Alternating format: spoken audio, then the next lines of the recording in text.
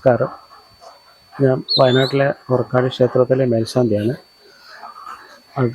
അതിപുരാതനമായ പുറക്കാടി ക്ഷേത്രത്തിലെ ഊരായ്മകൾ നാട്ടുപ്രദേശങ്ങളിലെ ഭരണാധികാരികളുമായിട്ട് വളരെ ഭംഗിയായി കൊണ്ടുപോകുന്നൊരു ക്ഷേത്രമാണ്.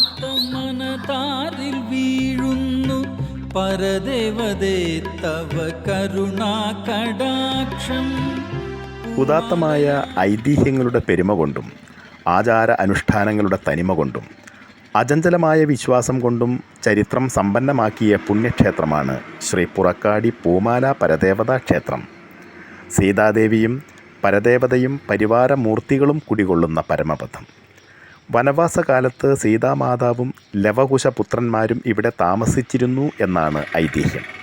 പുറക്കാടി സീതാദേവിക്കാണ് കൂടുതൽ പ്രാധാന്യം. പരദേവതയും തുല്യ പ്രാധാന്യമായിട്ട് അർഹിക്കുന്നുണ്ട് ഇവിടെ.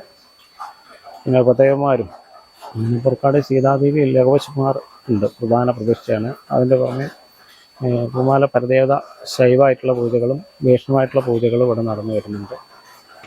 പ്രധാന ദേവത സീതാദേവിയാണെങ്കിലും പരദേവതയ്ക്കും തുല്യ പ്രാധാന്യമുണ്ട്. പൂതാടി ദൈവം, മേലെ തലച്ചിൽ, വയനാട് തലച്ചിൽ, ഗണപതി, നാഗം, കാരണവർ തുടങ്ങിയവരാണ് ഉപമൂർത്തികൾ. വീട്ടിൽ ദൈവം, വയൽ മണ്ഡപം, കോരമ്പറ്റ എന്നിവിടങ്ങളിലായി ഉപക്ഷേത്രങ്ങളും സ്ഥിതി ചെയ്യുന്നു. ക്ഷേത്ര ഊരാളൻ കുപ്പത്തോട് നായർ തറവാട്ടിലെ മുതിർന്ന പുരുഷ അംഗമാണ്. പ്രധാന ഉത്സവം ധനു 10 ആഘോഷിക്കുന്ന ചുറ്റുവിളക്ക് ആറാട്ട് മഹോത്സവമാണ്.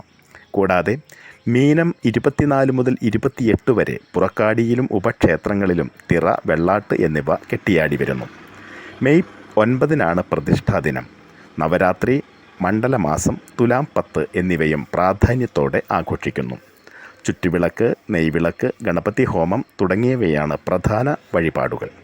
മീനങ്ങാടി ടൗണിൽ നിന്ന് 3 കിലോമീറ്റർ അകലെ പനമരം റോഡിൽ ചെണ്ടക്കുനിയിൽ നിന്ന് വലത്തോട്ട് തിരിഞ്ഞ് 1 കിലോമീറ്റർ മാറി സഞ്ചരിച്ചാൽ പുറക്കാടി പൂമാല പരദേവതാ ക്ഷേത്രത്തിൽ എത്തിച്ചേരും.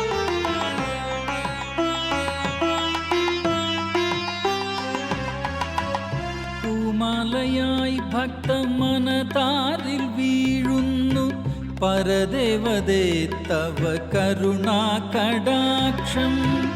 പൂമാലയായി ഭക്തമനതാരിൽ വീഴുന്നു പരദേവതേ തവ കരുണാകടാക്ഷം. ആദിശിവാംശം പുറക്കാടിയിൽ വാഴും അവിടുത്തെ തിരുമുൻപിൽ എൻ പ്രണാമം. ആ തിരുപാദ പങ്കജത്തിൽ